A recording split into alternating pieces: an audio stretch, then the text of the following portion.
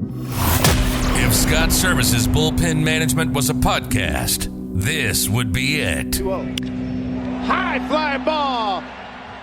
Giddy up. Kyle Lewis is first. Big league homer.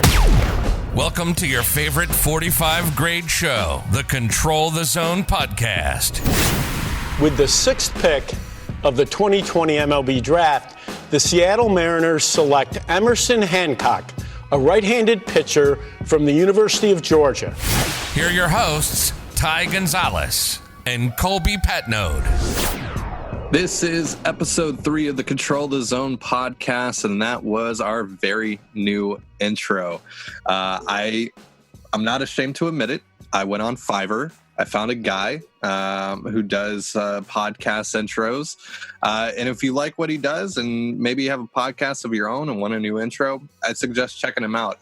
His username on Fiverr is Your Imaging Guy. So YOUR IMAGING GUY. But this, again, is a very special podcast, a very, very, very special episode of the Control the Zone podcast, because guess what, Colby? Baseball is fucking back. It is, man. It's 1 week from today. Players will be in Seattle reporting for spring training, and that's awesome. So before we get into it, because we got a laundry list of things to go through, we're going to spend pretty much the whole podcast talking about Major League Baseball's plan to get back to play. But first, Colby, how's it going outside of the start of baseball?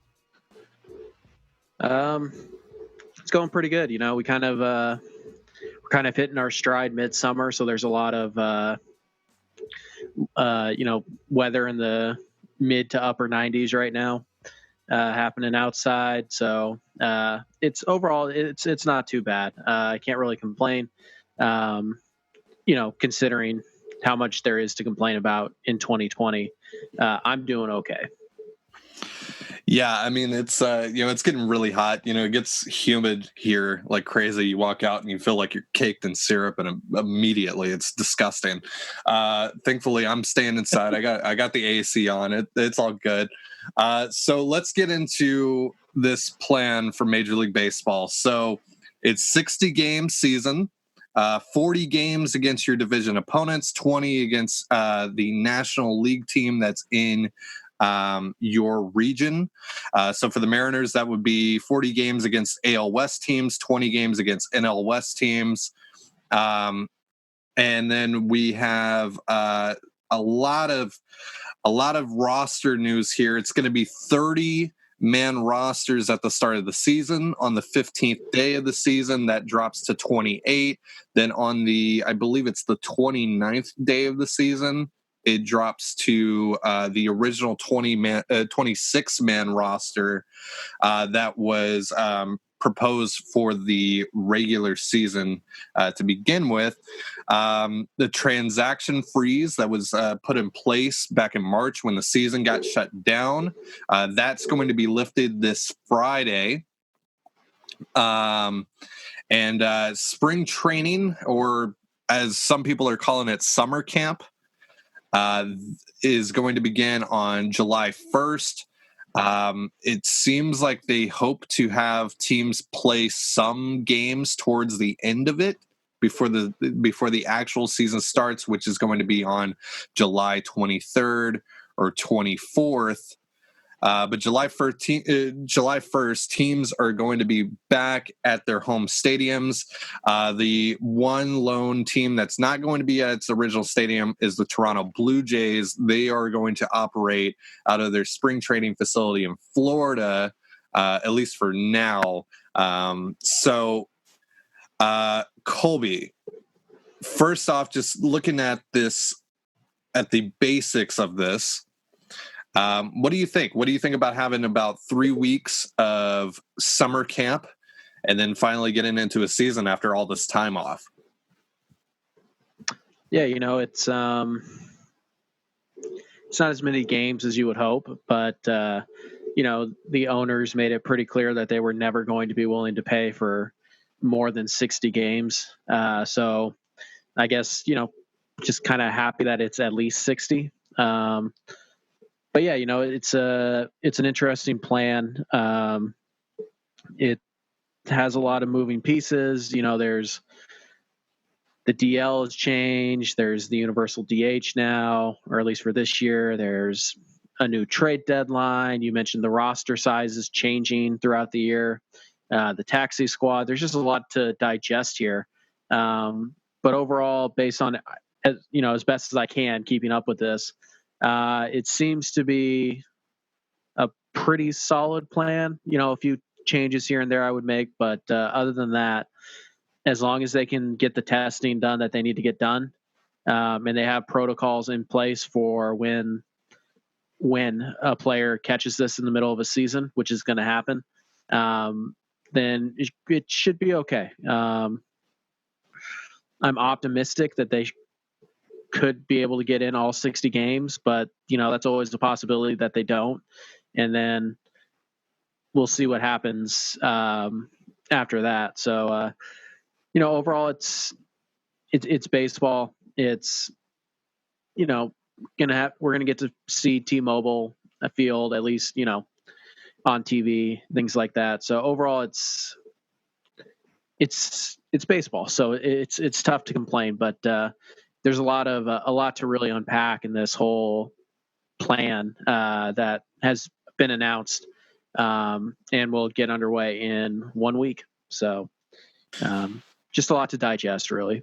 Yeah, so let's talk more about the roster changes. So you mentioned the universal designated hitter. All teams in Major League Baseball will now have a designated hitter. The pitcher will no longer hit, which means Daniel Vogelbach's going to get a chance to rake at Coors Field this year. So that should be pretty fun.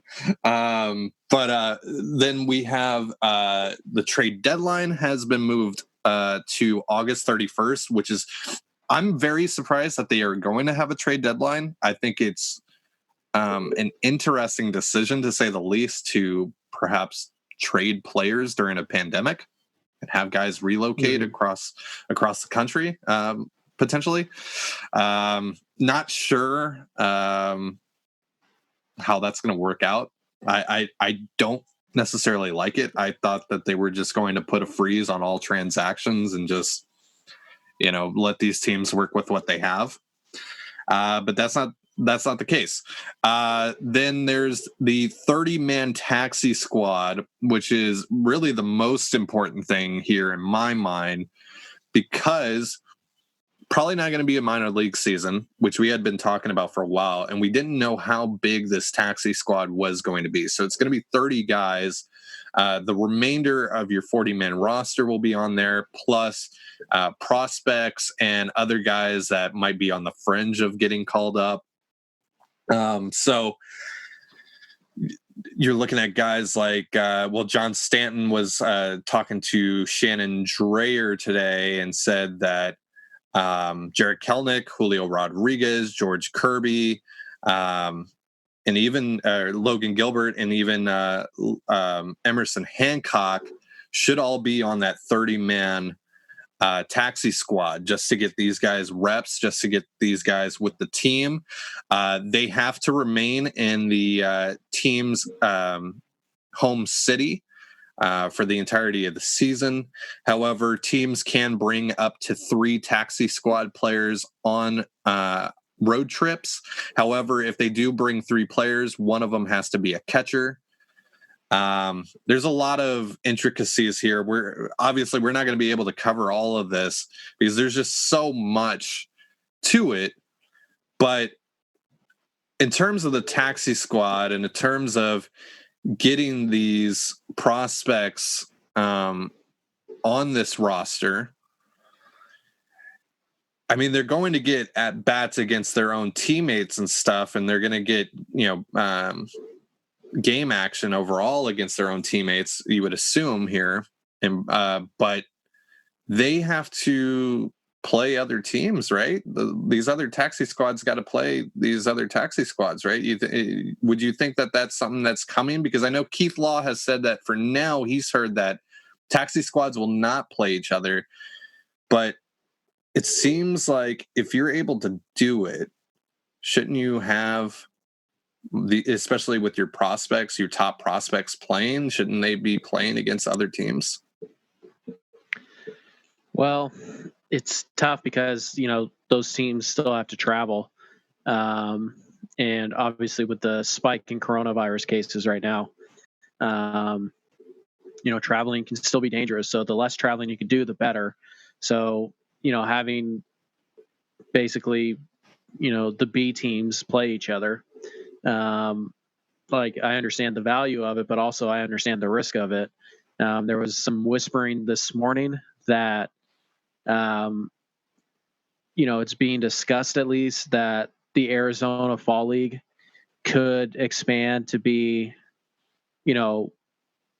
one team per team. So in other words, normally the way the Arizona Fall League works is that you send 6 or 7 guys, and every team sends 6 or 7 guys, and then they kind of get meshed together and put into 6 teams, 8 teams. I'm not exactly sure how many teams there are.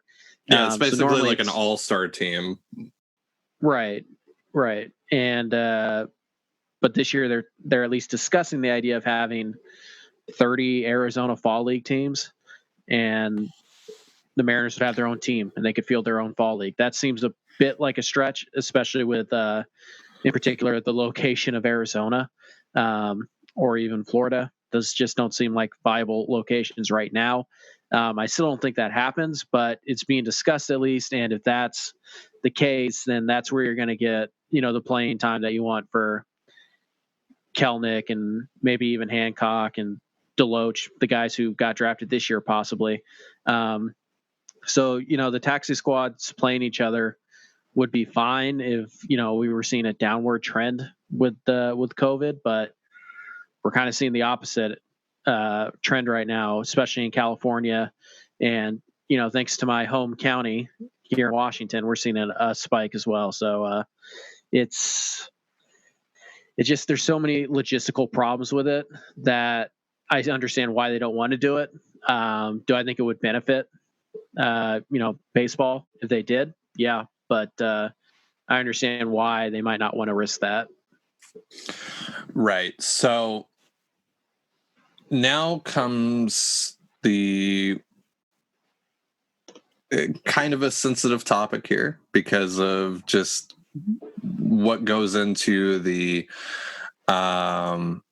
service time, etc., with some of these guys. But is it possible we see Jared Kelenic this year in a Mariner uniform playing for them? Yeah, it's possible. I mean, it's important to remember that just because you're on the taxi squad doesn't mean that you're accruing service time, right? So you still have to be on the 40-man roster. You still have to be on the major league roster to actually accrue that service time. So it's not like, Kelenic can be around the club all year and not be any closer to free agency. But the Mariners could activate him in, say, September 10th, just to pick a day. Season ends September 27th. They could put him on the 40-man. They could activate him, and he could play those final 2 weeks. And he's really not, honestly, that much closer to free agency. You're not going to lose a year of service time by letting Kelenic play for a couple of weeks. And if they deem that he's ready to do that, then they absolutely could. And, by doing it that late in the year, you really limit the chances of overexposure. If Kelenic struggles in that 2 weeks, it's not hard to write off. You're, a 21-year-old at that point, making your big league debut in late September. And, you're going to start next year at AA or AAA and probably be up by May or June. So, I mean, I think there's a decent chance. I don't want to say it's a good chance. I would say if I had to put like a percentage on it, 25%, I think maybe 15 to 25%. Yeah. I think it's reasonably high. So, yeah.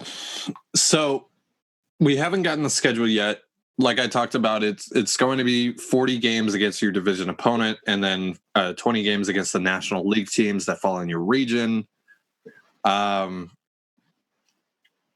There's not going to be 5-game sets with these teams, even though that seems like kind of the obvious solution. But according to someone that's seen the schedule, it's not going to be 5-game sets to limit travel. Instead, it's more going to be the usual. So probably a 2-game set in Seattle, like say like it's the Rangers and the Mariners. It's 2-game set in Seattle, then 3-game set in Texas, then 3-game set in Seattle, then 2-game set in Texas, something like that, probably. We'll have to see, but then there's also expanded playoffs. So it's going to be 7 teams per league, correct? That's still the format they're going with? Actually, I don't know. I now that I think about it, I didn't see anything about expanded playoffs. So that's they've been talking. I've seen a lot of talk about it on Twitter, talking about like all these weird teams are going to get in, and that's something that I do want to talk about a little bit. Here, let's look this up real quick because now that I think about it, I haven't seen anything about expanded postseason. I don't know that there is going to be. Interesting. So there might not be. It seems like there is. It seems like there is. I see a lot of talk about it. I don't see anybody. Oh no, it's expected that they'll use the same postseason format as they've had since 2012. Okay, so no expanded postseason. Now it's not official. All these terms are still proposed right now. I think they're still trying to hammer out everything before July 1.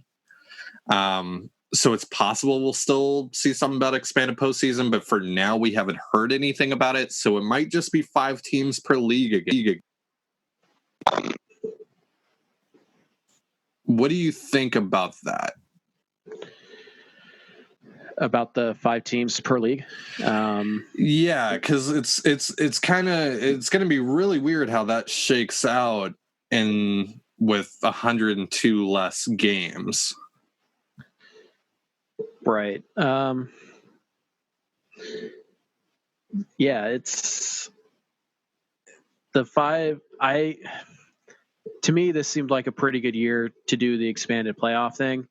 I understand why they may not be thrilled about doing that in the middle of a pandemic, especially when we're expected to see an uptick of cases even more than where we are right now, sometime in October, November, somewhere around there. So, the fewer teams you have playing, in theory, the healthier your players are going to be. But I don't know. This seemed like a pretty good year to at least experiment with at least one more playoff team.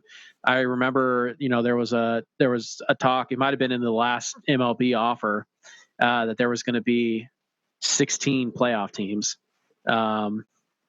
So more than half the league would make it. That seems a bit much to me, but like I said, I think if you were going to try anything, this would kind of be the year to do it. It's so funky and so crazy that, it's a good test balloon to throw out there, see what you like, see what you don't, and, just kind of go from there. So, Major League Baseball is doing that with a few things. The extra inning rule has changed. The DH, universal DH, like we talked about. So, there's some testing happening this season. I thought it would extend to the playoffs, but based on what I'm reading, it's going to be 5 teams in each league. So seems like a missed opportunity to me. So if that is the case, and then it is just the regular postseason format, I mean, you got to start out hot. as a team now. They're typically the start of the Major League Baseball season has not mattered. Mariners fans will know that very much so because of how last season went for the Mariners. They started out 13-2. They ended up being the 6th worst team in baseball. But now this year, starting out hot, I mean, you're in a pretty good position to make the postseason. It's something that we haven't seen before. And with limited postseason spots, you're only going to get 2 wild card teams. I assume it's still going to just be a play-in game if that is the case. I mean, shoot, like there's a lot of opportunity here for some really good teams to not make it. You think about all these teams that get hot going into the All-Star break. Some of these teams that are in playoff spots. I think last year it was like the Padres were in a playoff spot. The Pirates, I think, were like a game out of a playoff spot, or they were pretty close. Those teams were some of the worst teams in the league. Well, I mean, on the other side of it, the Nationals were really bad, in their first 60 games, and then they won the World Series. So, it's your margin for error is a lot smaller in a 60-game season. So it's could cause some craziness, which is, again, part of the reason why I was in favor for expanding the playoffs a little bit, even more drama, because ideally, the NFL as of right now is planning on operating as normal. So, second week of September, the NFL starts, interest in baseball drops dramatically. And I think, having more teams fighting for playoff spots is a decent way to keep people interested, especially when you're talking about teams like, not even Seattle, maybe a team like Toronto, who is probably a year away from really competing, but, has a pretty good shot to finish 500 or maybe slightly better. They went out, they made some good moves this winter. They have some young talent. But Toronto, they're not going to be one of the 5 best teams in the American League this year. Could they have been 6th or 7th or 8th? Yeah. But are they going to be top 5? I don't see them beating New York or Tampa Bay in their own division. And then you're looking at Houston, Cleveland, Minnesota, maybe even Chicago, Oakland, the Angels. Like, there's just quite a few teams that are kind of, at least more talented than a team like Toronto. Whereas if there were 6, 7, 8 teams, maybe Toronto gets hot and they sneak in. Or maybe Toronto's only 3 games back with, 7 to play in late September, and there's interest there. Whereas that's not going to be the case with just the 5 playoff teams. So I think, it seems like a missed opportunity to me. And that's not as a guy who thinks the Mariners could make the playoffs if there was, 8 teams per league and, like 5 wild card teams. Like, no, I still think the Mariners would probably miss the playoffs, but it is a little bit unfortunate for a team like Toronto, maybe the White Sox, Texas, teams that may have made it with an expanded system, but probably not with a standard system. So, but we'll see. So, they could change their mind. Well, there's another component to this that's going to really play into the success of a lot of teams, and that's these high risk players that can opt out to play, and by high risk, or you can fall under the high risk category rather, if your spouse is pregnant, which is the case for Mike Trout, the game's best player. And there's some legitimate thought that Trout could opt out and not play for the Angels this year. That'd be pretty huge for a team that, might be turning the corner here, at least from an offensive standpoint. They have a pretty good lineup. That could have been a team that could challenge for one of those playoff spots. And now if they lose the best player in baseball, that's going to greatly affect them. Zach Wheeler's another guy that fits in that category. His wife, I believe, is also pregnant right now. And, the Phillies just signed him to a lucrative deal in the offseason, and they might not see him until 2021 because of this. And then there's, just the general aspect of the coronavirus situation. There's going to be a specific injured list for players that may contract COVID-19 or experiencing symptoms. There's not going to be a limit on there's not going to be a day limit on this injured list. It's basically just if you feel fine and you don't test positive, you can go out and play again. But it's basically a quarantine list. And now if you think about, maybe, with the Yankees, maybe the Yankees get a couple guys that land on the COVID list and they can't play for a couple weeks.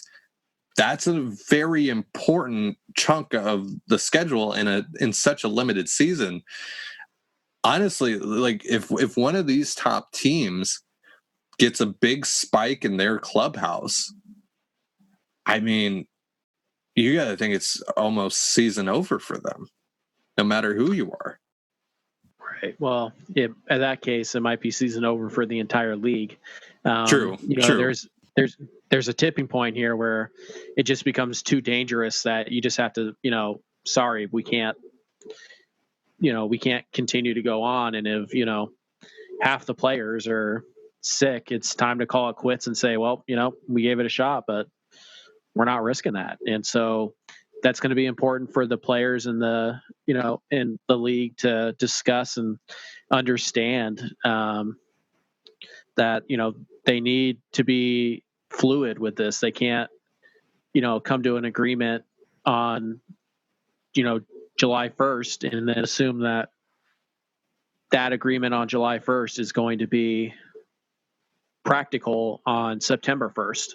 They have to be willing to understand that, this thing grows exponentially and you can outgrow what you can do. Then you have to be willing to shut it down. And so, yeah, the risk of playing right now in this, is like you mentioned, like if Trout opts out, right. But none of the other guys on the Angels catch it. Well, sorry, Los Angeles. I mean, it sucks. I'm not going to lie to you, but it is what it is. That's the reality of our situation here. Whereas if, Trout plays and 9 other guys on the Angels catch it, and even if Trout doesn't, then you probably have to look at it and say, look, this just isn't safe to continue. There's only so much we can do. And at some point, even if you want to be extremely selfish about this, your product is going to suffer when you have, your premier players just out with this disease that we don't know the long-term effects of. So they're going to be out with this virus, and your product is going to be a lot of 4A guys, which isn't that good. So even selfishly, even if you want to, pretend that players aren't human and think that they're robots and think that they're not going to catch this thing because they're in such good shape, there comes a point where you're just hurting yourself by playing. So we'll see how it all works out. Like I said, this has to be a fluid situation health-wise, and it appears, at least right now, that both parties understand that, and they're, willing to continue to treat this agreement like a breathing document rather than, boilerplate contractual language. So it's encouraging to see, and hopefully, the players can stay safe, and same goes for the staff and anybody who has to work at the stadium. Hopefully everybody stays safe, but we know we're going to see cases. Hopefully they're isolated and caught quickly. And we can kind of control this thing, but we have to be prepared for the possibility that it just gets away from us. And, we're sitting here in August 18th with a canceled season. And, that just could be a reality that we have to be prepared for. Mm-hmm. So if you qualify as a high risk player, you can opt out and receive full pay and service time for the season. Mm-hmm. So that'll be interesting because if you do qualify as high risk, the decision basically comes down to love of the game, playing for your teammates, stuff like that. Like if you actually want to play, that's what's going to cause you to play, because you can just sit at home and be safe and make your money. So it's going to be interesting to see which of these players that do qualify as high risk do opt in to come and play. Really interested to see that. And the thing is, you can change your mind at any point. You can opt in and then opt out, and you can opt out and then opt back in at any point, it seems. So they're going to be pretty lenient with that. Yeah, it's really interesting. It's going to be really interesting seeing which of these players are actually going to be willing to go out there if they maybe have a pre-existing condition or they have, pregnant spouse, etc. Especially for a guy like Mike Trout, who is not just the current best player in baseball. He's one of, if not the best baseball player of all time. And he might not play. He has a path here to not play and still get his money. What do you think about this? And have there been any reports about Mariners players that might be high risk?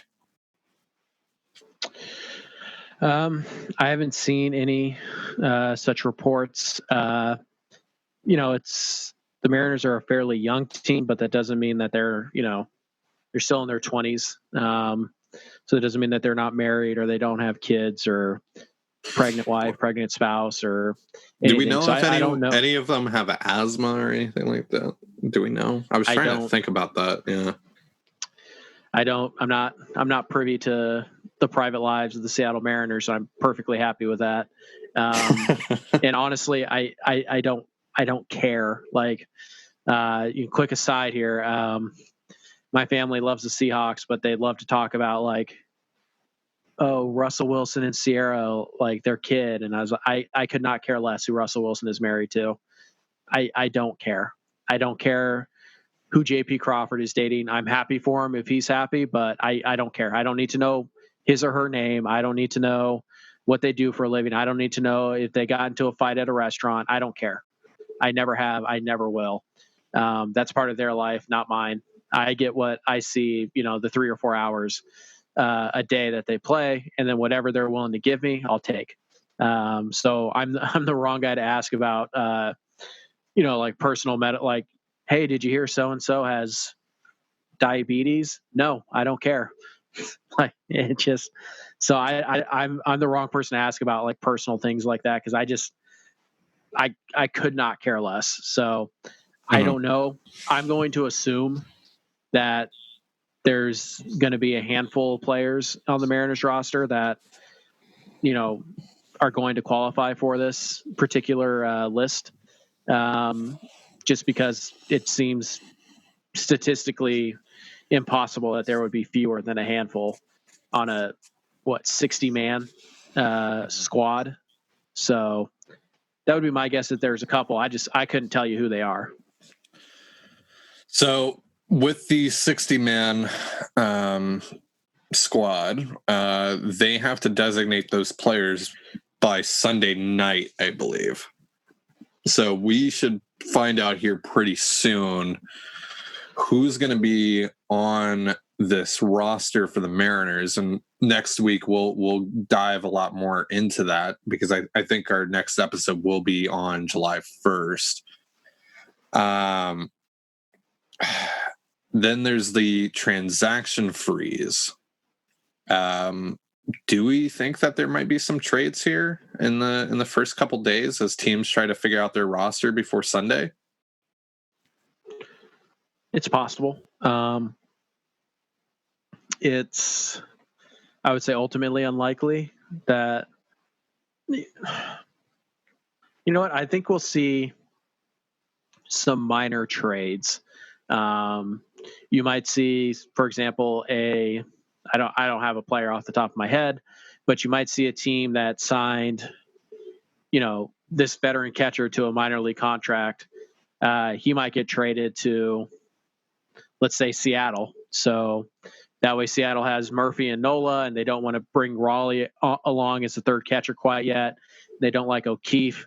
So they're like, let's go trade for, Jose Lobaton or whoever it is to kind of be the third emergency catcher. So I think you might see deals like that happen. But I don't think you'll see any big names traded right away. I think you're just kind of looking at minor league depth, or I should say taxi squad depth. But yeah, you know what? I think we'll see at least a trade by the deadline day. So what are the odds that Jerry DiPoto is involved in this? What would you put the percent? Yeah. Let's see. Realistically, there's 30 teams, so I could just say something like 3.3%. But it's Jerry DiPoto, so I'll go 11.24%. There is no man more excited for the end of the transaction freeze than Jerry DiPoto. This guy, I'm sure after the past 3 months, this guy is itching to hop on the phones again and talk some deals. I'm sure he's been talking to other teams already. Yeah. But yeah, now he can actually I just picture DiPoto calling a random GM, like the GM of the Rockies, at 2 a.m. on Friday. Like, we can do it now. Do you want to do it? Huh? Do you want to trade us John Gray? And they're like, dude, can we talk about this in a couple of weeks? No. We talked about it 2 months ago. Remember? You want to do it? So we'll see what Jerry wants to do. I know he's apparently doing an interview right now on 710 as we are recording this. He mentioned that he knows, or that he has an idea of the guys he wants on the taxi squad. He hasn't talked to them yet, but he's already been working on that roster portion of the roster, and he expects to call them pretty soon. So he also says he also announced that they've had more than one player test positive for COVID over the last few months, saying they were asymptomatic. All of them. Okay, so he says more than one Mariner tested positive for COVID-19. Then he goes on to say a few of them have, and he wraps it up by saying all, but none of them showed any symptoms. So, it'll be interesting to see if we get to, if we.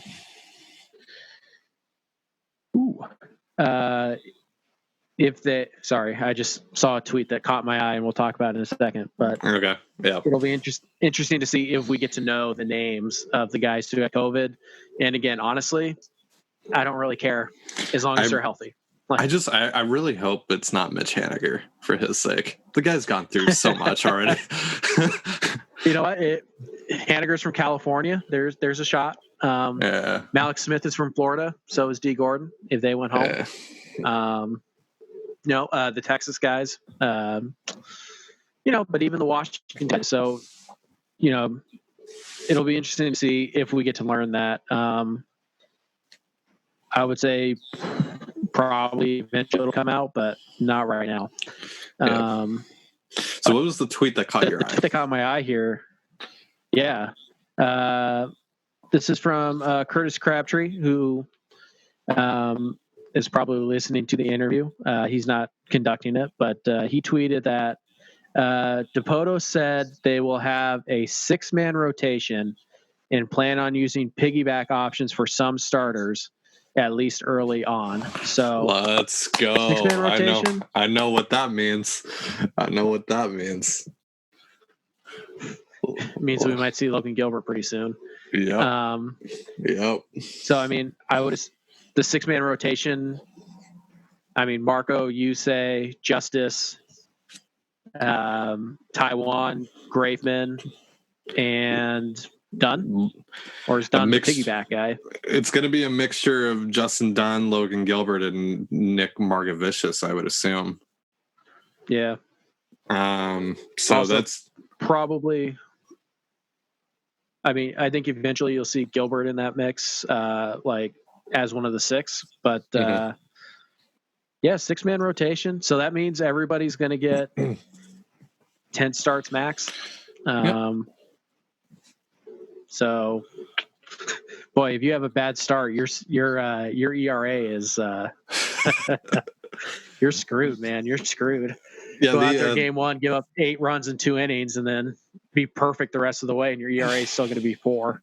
Yeah, the Fangraphs page for all these players is going to be really interesting to see after the season's over, no matter what happens with the season, how long it ends up being, if it does get canceled. But yeah, this is going to be weird. It's going to be really, really weird season. But it's going to be, I kind of like how weird it's going to be. It's baseball kind of needed something like this, some sort of change, some sort of fresh idea. And even though that this isn't really an idea that they've,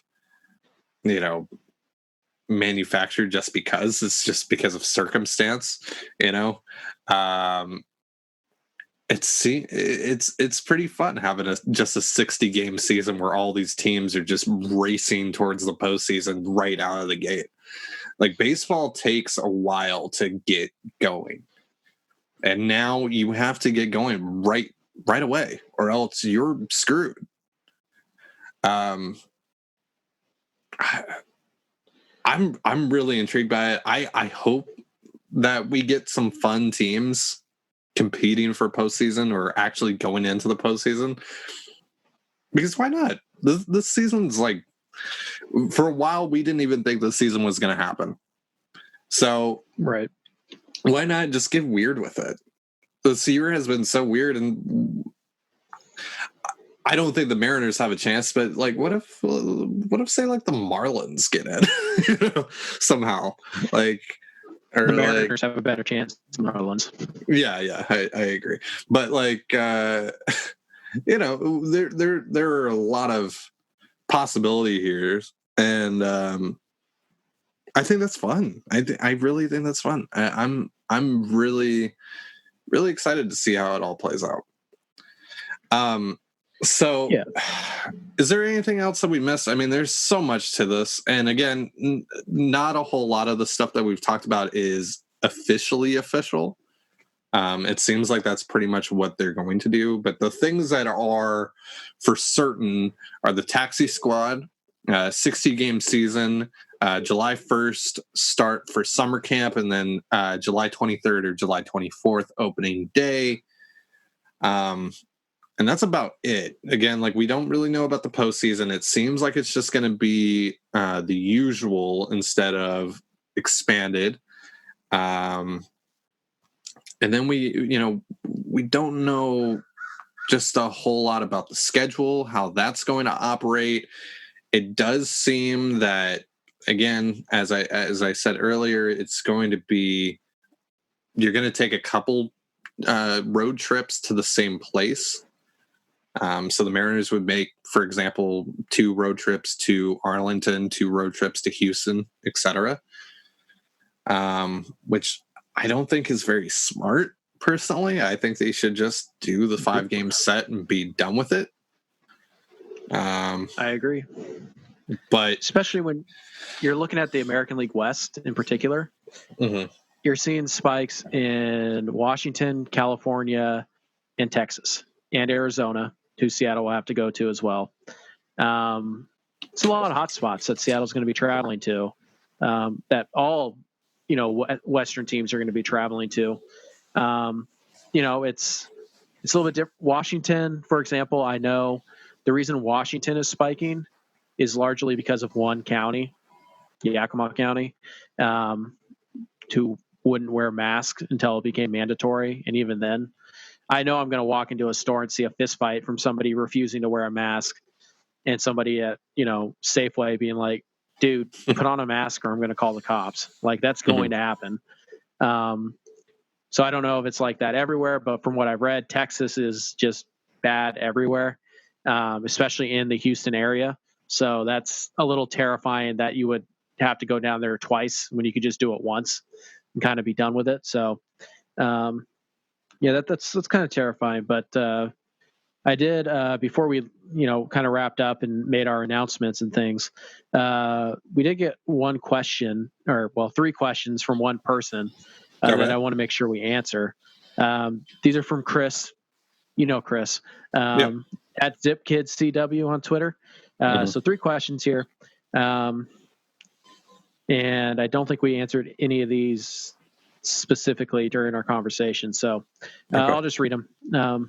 Number one, how should the Mariners go about getting Dunn/Gilbert starts in a short season?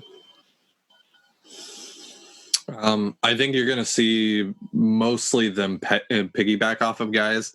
There's still room for injury and all this stuff. I think you're going to see spots in the rotation open up at some point in the season. I think they'll get a couple starts here and there. I think you'll see Logan Gilbert make an actual full start this season. I think you'll see him make probably a couple of those. Same goes for Justin Dunn.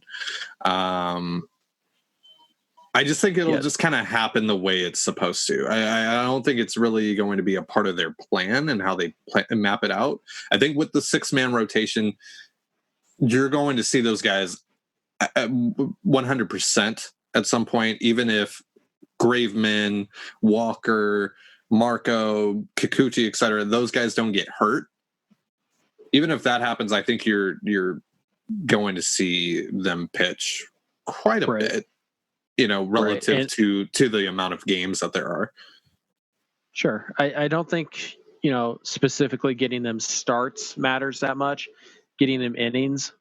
Yeah, exactly. So if they have to piggyback a lot, that's fine. And I think Dunn has a pretty good shot to be in the original 6-man rotation anyways.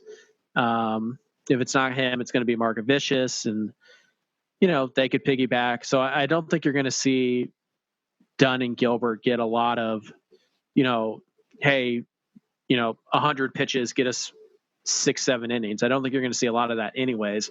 I think you may see 1 or 2 starts like that, but I think for the most part, it's going to be, hey, here's, 50 pitches, go get us as many outs as you can on 50 pitches, and then we're going to bring in the other guy. So I think that's how they work it out. I think Dunn's got a shot to be, Dunn probably make 5-6 starts, 6 or 7 bullpen appearances probably. He'll probably get 40-50 innings, and Gilbert, I would guess, would probably get around 30 innings. I think is probably a reasonable guess. But we'll see. You never know. Gilbert, for all we know, their plan is to have Gilbert start the season as the number 6, which, I mean, it's probably a bit early, but it could work. So I think especially when you consider that. I mean, the first couple of weeks of the season are basically going to be spring training, especially if they don't play a whole lot of games before the regular season starts. I think you can get by with playing some of your younger guys because, I mean, you're able to do it in spring training, and when, the whole league is trying to, get back in shape. And plus, taking 3 months off and not really knowing when the season is going to start and then being told, hey, the season starts next week. Like, a lot of these guys are not going to be in the best baseball shape. And I think you can get away with playing some of your younger players towards the start of the season. So I would not be surprised if Logan Gilbert is there as the number 6. They just cut it. They just say plain cut and dry. Logan Gilbert's the number 6. I think that could happen. I don't think it will. I'm just saying it wouldn't surprise me because of the circumstance. Right. I think the 6th man is either going to be a veteran that they bring in or trade for. I think it's going to be then, Justin Dunn or Nick Markavicius would be my second, option, and then I think Gilbert's probably the least likely, but it's also not a 0% chance. Right. So yeah, I think the 6-man rotation and the piggybacking starts that DePoto's already said they'll do. I think that's how you get those guys their innings. Let's move on to question number 2, which might be the one that we haven't gotten an answer to yet from DePoto. Pretty simple. D. Gordon, cut or keep on the 30-man roster? Oof. I think they're going to keep him on the 30-man roster. I think there's a possibility he gets traded this weekend. I honestly think that could make some sense. I think a team might see that. He's probably, now with the prorated salary, he's probably only going to make $5 million. Yeah. Roughly. And the Mariners has to eat. Yeah, and that's fine. The Mariners can eat that. That's not a huge deal. No, it's a lot easier than eating $14 million.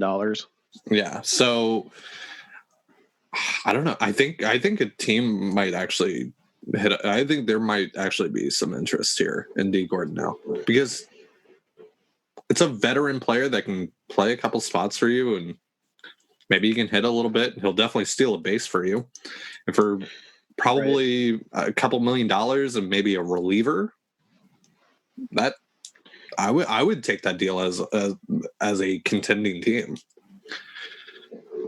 I mean, I don't know if they're going to get anything.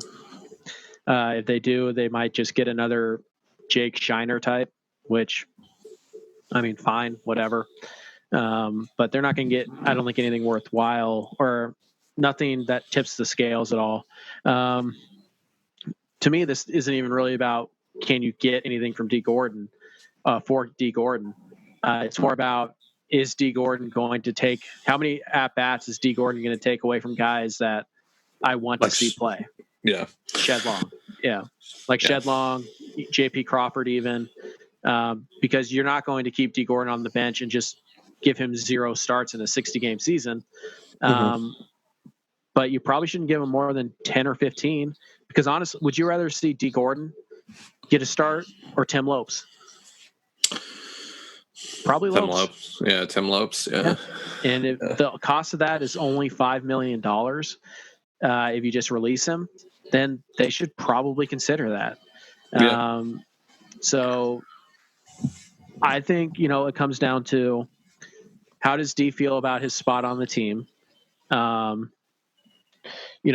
Is there a way to get him enough at bats without sacrificing anything from Shed Long, Tim Lopes, even Donovan Walton or Austin Nola getting some ground balls at second? Now, Dylan Moore even. It should also be mentioned that, D is under contract for next season. No, at 14. Option. Is it an option? No, it's not. It's an option. Yep. Is it? Oh, it's vested. Right. And there's no shot. So yeah, right. Well, that doesn't prorate, right? I don't think so, but even if it did, there was still no shot. I think it's 600 plate appearances, isn't it? Yeah, it was. Yeah, 500 or whatever it is. It was 600. Yeah. Yeah. So that's he would need 250 at bats, 200 at bats to get that. There's no way he's going to get that. So right. I think there's $1 million buyout. It's $1 million buyout here. Option vests with 600 plate appearances in 2020. Don't know if that prorates, but again, like you said, probably not going to happen no matter how you slice it. So, okay, so then it comes down to $5 million or roughly, we're just guessing here basically, but for a guy that really has struggled since being in Seattle, both defensively, and I'm sure, switching him to center field kind of played a part in that and kind of just screwed with him a little bit, and injuries, of course. But he hasn't been the guy that they wanted when they acquired him. And I think really the only reason you keep him at this point is because the guys in the clubhouse love him so much. But as a team that's trying to go on and do bigger and better things in the next couple of years, and you need playing time this year, very much so, with no minor league season most likely, and a taxi squad that's probably not going to play games against other teams. I don't see the fit. I think a team on the market though might have interest. I think there will be some teams that are interested in trading for him.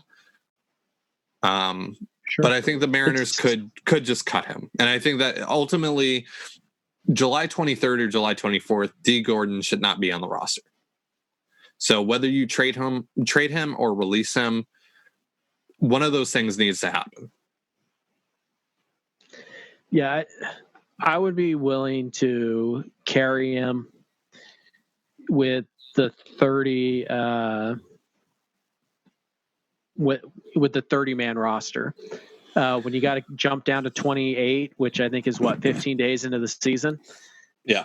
If you haven't traded him by then you really need to consider cutting him as one of those two guys. Just DFA him, because at that point you might be ready to put Logan Gilbert on your roster. You might be ready to put, whoever it is, whoever you need to put on the 40-man to get some time there. To me, sorry, D, I can't take at-bats away from Shedlong or Tim Opes or anybody who might be a part of my future, because I know that you're not. It's a harsh reality, and it sucks that you would have to cut a guy in the middle of a pandemic to save $5 million, but it's not about the money. It's about, the roster spot, and the roster spot's more valuable than the $5 million. So, you can cut him now in theory, save or, pay him $5 million to basically go play for someone else. You can pay him a portion of that for a couple of weeks, and then if you can't trade him, you can cut him, or you can keep him around all year, hardly ever use him, and then pay $1 million to send him away this off season. So basically, is it worth $4 million to keep D. Gordon on the roster for an extra 2 months? No, not to me.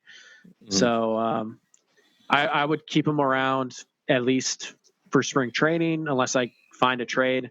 But assuming I can't do that, I'll keep him around for spring training. I'll probably keep him around on a 30-man roster. But once we start getting to the cut down days, D. Gordon has to be a strong candidate to just be released if they can't find a trade offer. So we'll see how that works. But I think basically any start D. Gordon makes is a bad day for the Mariners, pending injury and things like that. So final question here. Number 3, are there any older college MILB starting pitchers who would be better served on the Chris Sale bullpen plan instead of the taxi squad? He mentions Campbell and Williamson. So any college pitchers, starting pitchers, recently taken or acquired by the Mariners, do you think they should just throw in the bullpen right now? No, I think maybe you could see Emerson Hancock towards the end of the season. Maybe I don't think. That's like, I would give that like a 3% chance. Isaiah Campbell, no, because he hasn't even pitched at any professional level right now yet, and hasn't pitched in over a year now. I don't think that would happen. Brandon Williamson, I don't really see it. He's kind of still a bit of a project for them. I wouldn't be surprised if he was on the taxi squad. I don't think that he's a guy that would make the major league roster at any point. I think Hancock and Campbell, or Campbell, Williamson. I think they're all going to be on the taxi squad, but I don't think they're going to be added to the 40-man at any point this year. They seem like pretty strong candidates to go to a Arizona Fall League if there is one. Yeah. And that's where you're going to get the work. But at least by putting them on your taxi squad, you can have them, in front of your people working and, all that stuff. So I think that's the goal with them. In terms of non-starters, then, yeah, I mean, like Aaron Fletcher and Joey Gerber. Yeah. I would be shocked if we didn't see them this year at some point. Same goes for like Sam Delaplane, Wyatt Mills. I'd be pretty surprised if we didn't see them at some point this year. But looking at the last 2 drafts, there's just not really a college pitcher that I think is close enough to just put in the bullpen. The only guy really in the draft this year that would have made sense for me, at least, or in theory could have, Max Meyer. But just you just had to talk about Max Meyer in this podcast, huh? Well, like if you told me tomorrow Max Meyer was the Mariners closer, I could totally buy it. Okay, like I think it's dumb to waste a year of service time, but he can do it. Like he's there. And I'm not saying that somebody like Hancock or Williamson or Campbell can't do it, but it doesn't. So you don't think that towards the end of the season, last couple of weeks, they wouldn't throw Emerson Hancock in there just to get him some playing time, especially if they find out maybe there isn't going to be an Arizona Fall League, or it's not going to be what they think? I don't see any upside in starting his service time clock the year that they draft him. Right. I mean, because Hancock. I mean, he is very advanced, and he's probably going to pitch for you at some point next year. I don't know. I mean, I would doubt it still. Yeah. I would still think 2022 is the earliest we see Hancock. But, like, could Hancock compete against big league hitters right now? Sure. Yeah. But long-term plan, does it make sense to start his clock? Like, if you're starting his clock this year, and you bring him up at some point next year, like you think they might, then you're basically going to use up 1 full year of service time just to right. Why? Like when I could just put him in the minors and I could not start his clock until 2022. It sucks that, we won't get to see him in 2021, at least probably not, or 2020. I mean, but just playing the long game here, just, Logan Gilbert didn't pitch his first year pro ball. He missed the entire summer. Did it hurt him? No. So Hancock will be fine if he doesn't get to pitch again in 2020. Yeah, it's really interesting to think about what they could possibly do. I think another big thing that we haven't really talked about is Mitch Haniger and Austin Adams, 2 guys that weren't going to start the season with them that might actually have a chance. Haniger more so than Adams, but I think Adams was supposed to come back around the end of July. I think the last report I saw had it the opposite. Adams is ready to go. Oh, really? And I haven't heard anything about Haniger, for a month. So Adams, it sounds like he's probably going to be on the opening day roster, barring a setback. Right. Or anything. But yeah, he sounds like he's ready to go. And then, like I said, I have not heard anything about Haniger in a while.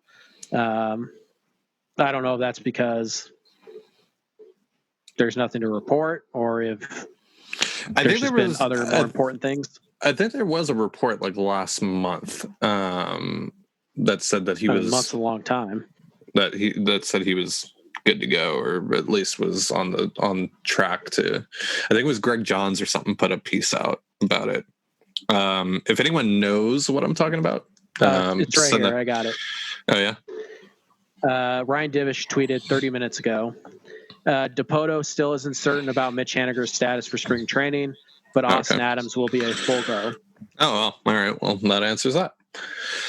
So there you go. I mean, you're gonna have Austin Adams, who, I mean, is that your closer instead of Hirano? I would imagine that Hirano is going to be.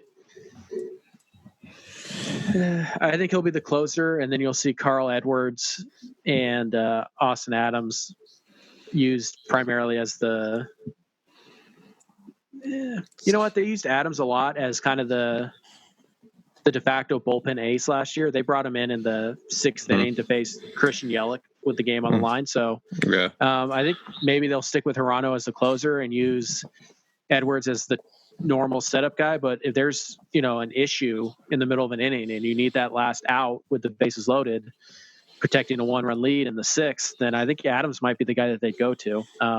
They might ease him in too. That's definitely a possibility. But if I had to guess who's going to lead the Mariners in saves this year, probably Hirano. Mm-hmm. I gotta say, it's really nice just talking about baseball and what's going on with the Mariners and the Mariners roster for 2020. It's nice. It's a good breath of fresh air. I'm very, very excited about what's to come over the next month. Just wait till next week. We'll have the 30-man taxi squad to talk about. Yep. And heck, we might even have to redo our position previews. It's been so long. Shoot, got to touch base on who's where. And there might be a specific place for us to do that on next week, right? Might have a little website coming out next week. But I don't know what you mean by that I may or may not be working on. But yeah, we have our website, truetothetrident.com. It's going to be launching officially July 1st. Funny enough, that was actually the plan for a while. But Major League Baseball just had to go and steal our thunder. But that's okay. I forgive them. Yeah. For that. I don't forgive them for anything else. But yeah, so our website is going to be out in a week. We're going to have a lot of stuff that, you guys were used to us writing on Soto Mojo. It's just not going to be a whole lot of filler anymore. It's not going to be, we're not going to report a whole lot of news. We might report on some of the bigger news topics. But overall, it's not going to be, you're not going to see stuff like Carlos Gonzalez got released. Right. If you're looking for 400 words on Carlos Gonzalez, why he didn't make the team, you're coming to the wrong place. The post for that will literally be Carlos Gonzalez was cut today. That's it. Or we'll just tweet for crying out loud. But yeah, if you're looking for, the everyday, hey, this number 7 starting pitcher got sent down to AAA, you could probably find that information on Twitter. That's all it's worth. It's worth a tweet. So yeah. So mostly it's going to be editorials. It's going to be a main hub for us to put our Mariners thoughts out there. However, that doesn't mean that we are going to shift away from Patreon or Patreon exclusive content whatsoever. You guys are still going to get a lot of bang for your buck out of this. We're not going to be giving out content on the website for free that we make you guys pay for here. That's not going to happen. We may eventually put our prospect list on there, or at least some abbreviated version of it on there. Maybe a top 10. Yeah, maybe something like that. A teaser, maybe. Yeah. But this is mainly just a place for us to write, and it looks a lot better than it would on Patreon. So that's basically the whole point of it. But it's going to be cool. I'm working on it a little bit. I'm flexing my CSS muscles a little here. It's not going too great, which is good. It's good because I have 0 muscles. Yeah. I haven't done anything like this. Feel free to disagree, Ty. Well, all right. Fair enough.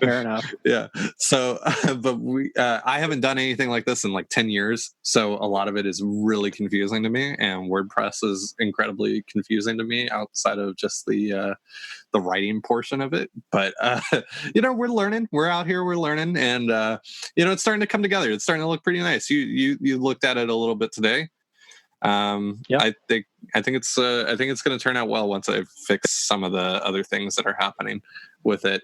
But overall, it's not going to be a huge, groundbreaking site. It's just, again, a place for us to write. But it's going to look a lot better than your average, just like, whatever. Like I just bought a domain and I'm just writing here type of site. It's going to look a lot cleaner than that. But we have some other announcements to make as well. So along with the site, you might be listening to this podcast on YouTube. And if this is your first time listening to us and you've made it all this way, thanks. We have a Patreon that you can sign up to Link get in the description. Yeah, link into the description, link in bio. That you can subscribe to our Patreon. We're gonna have because basically what this YouTube channel is for is just to upload our free episodes. Every month we release one free episode of the podcast. The rest of the episodes are on Patreon. You have to pay for it. It's only $3 a month to get into the lowest tier, which gets you access to the podcast. Tier 2 subscribers get access to bonus podcasts, prospect lists, etc. And if you're a patron, if you're a patron listening to this, you know the deal. But then tier 3, which is $10, if you have a podcast as well, or you have some sort of business or something, and you want to advertise it with us, tier 3 gets you that kind of access. So if anything like that interests you, click the link in the description. Yeah, it also gets you DM access, tier 3, guaranteed questions. Like you have a question, we're going to answer it. We'll dig deep for you and actually try and find good answers for you. For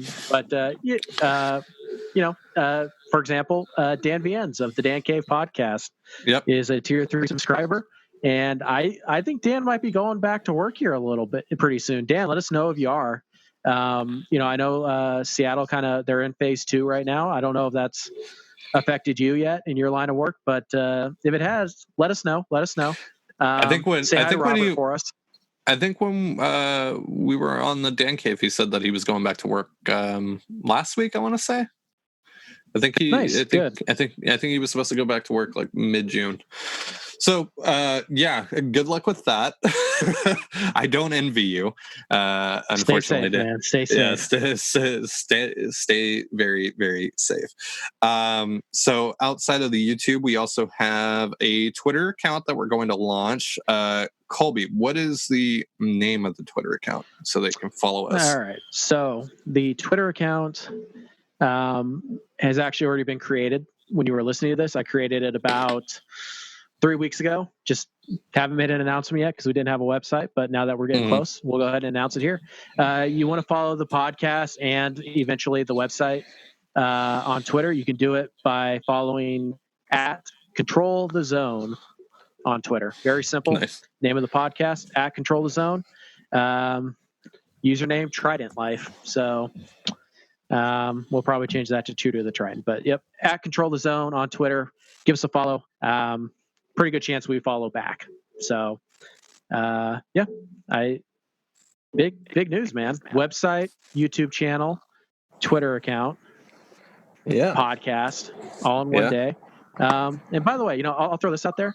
I've dabbled in some video editing and some YouTube videos on a personal channel that I started posting to last year to try and reach a New Year's resolution. I made a YouTube channel, get to 100 subscribers, which doesn't mean anything, but it was what I decided I wanted to do, and I got it. So you might see some Mariners related content videos here. Cool. Well, you're in charge of the YouTube then. Well, they're not going to be good videos, but I will certainly do my best to give you guys some content. Heck, I might just delete my other channel, and just throw up all my old videos on this channel. So, but yeah, every once in a while, I'll reward you guys with a nice little mediocrely. Is that a word? Mediocrely cut videos. I don't even know if that's a word or not. I'm sorry if it's not. We're supposed to be writers, not very good ones. And as you heard at the top of the podcast, this is the 45 grade podcast. This is the that's right. Scott Service bullpen management of a podcast, and that does trickle down into our writing as well. It's 45 grade writing. I give myself a solid 50, I think, but be on the lookout, guys. We're definitely going to have to make some 45 grade podcast merch once we get our official logo, made. We're going to have to sell some 45 grade podcaster shirts. By the way, what grade would you give the Open? Ooh, the Open? On a 2080 scale. It's got to be like a 60. That guy, I'd maybe even say a 65. That thing is pretty sweet, especially for the money that I spent. It wasn't a whole lot of money, and I got a really good intro that I have full rights to, and we can just use it whenever we want. It's pretty sweet. If Ty and I ever get divorced, he gets to keep the intro. Yeah, and like he got back to me really quick. It said it was supposed to be delivered within 2 days. He sent it back to me in like 4 hours. So so 80 grade responsiveness.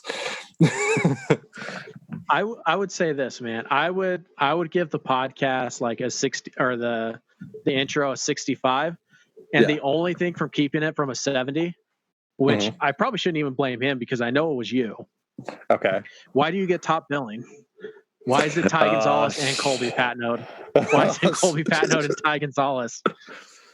I am the first person who speaks on the episode. I'm just saying. Only recently. Hey, you want to be technical? If you want to be technical, doesn't it go by alphabetical order? By first name? How about fuck you? Wow. Wow. We just got demonetized on this YouTube video. Not that we're going to make money from it anyways. By the way, if you're watching or listening to this on YouTube and you're still around, God bless you, man. Seriously. Jesus you Christ. Are awesome. If you're listening with data on, stop, please. YouTube uses way too much data. Please stop. Do not waste your precious data on us. That's not a smart move. That is not the wave. All right. Yeah. Take it easy. You don't need to be like the Mandalorians being delayed. Anyways, doing a quick scan here before we sign out here on Twitter. I'm doing a quick scan on Twitter to see if Depoto's. We have gone off the rails here. No, it doesn't look like Dipoto said anything else interesting. No, just Mariner fans kind of doing their freak out thing like normal. So, cool. We're back. I think that's yes. This is kind of the first return to norm podcast. Same old Mariners has returned. I can't wait. I'm so excited. I cannot wait for the first person to respond to me and be like, well, it's the same old Mariner. yuck. Shut up. We're going to put you on blast on the website because we can do that now. Yeah, we can do that now. I can do whatever I want on the website. It is awesome.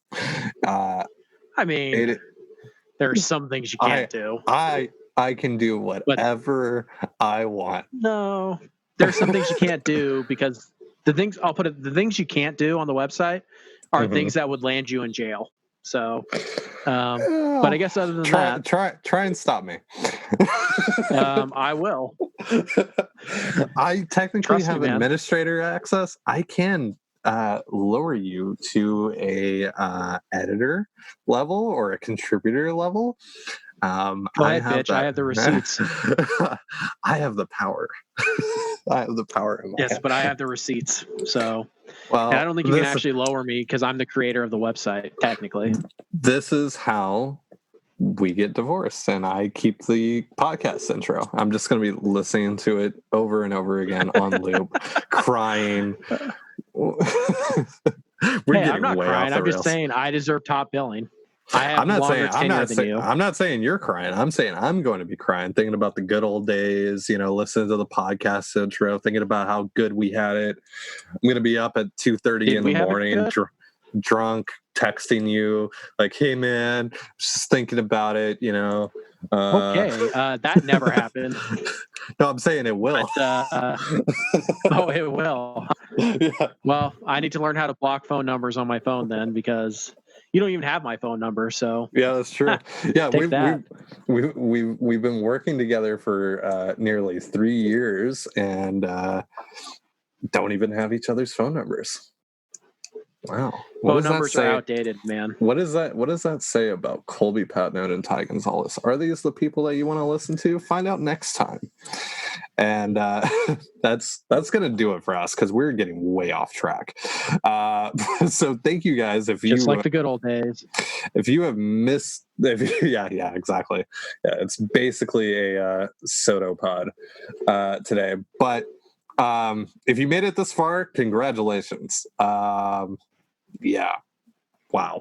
You know what? For this, I'm going to put in a little promo code for you guys in the description for our merch. If you guys want to give us some money, basically. But we have some cool merch out. The Cornelius Vogelbaum shirt. We have an Emerson Hancock shirt. And of course, some John Heyman stuff because we love to kick the shit out of John Heyman online. It's pretty fun. It still hasn't gotten old, and it's going to be really fun this year when the Mariners make the playoffs. I just said it, and John Heyman can suck a D for that. So that's gonna be it. Baseball is back. I'm hype. Colby, you're pretty hyped too, I assume. It's going to be fun. I'm looking forward to it. Talking baseball, we got our website, truthofthetrident.com. That'll be launching next week. And I think we're going to end this. I hope that I could have ended this on a more classy note because of how we're going to end this, but whatever, you know how we do. But we're going to let this one ride out with my favorite tradition of mine to do before the start of every season is to listen to Dave Niehouse's Welcome Back Baseball. And that's how we're going to let this thing ride out. So I'm going to let Dave take it away, and we'll see you guys next week. Peace.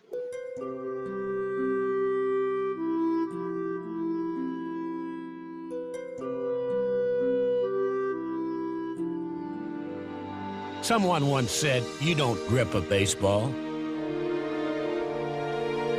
A baseball grips you. It fills our days and brightens our nights. Over the course of a season and the span of a lifetime. We share hope, drama, and joy. It brings us all closer together, 9 innings at a time. It's the game we live. It's the game we love. Welcome back, baseball. Welcome back.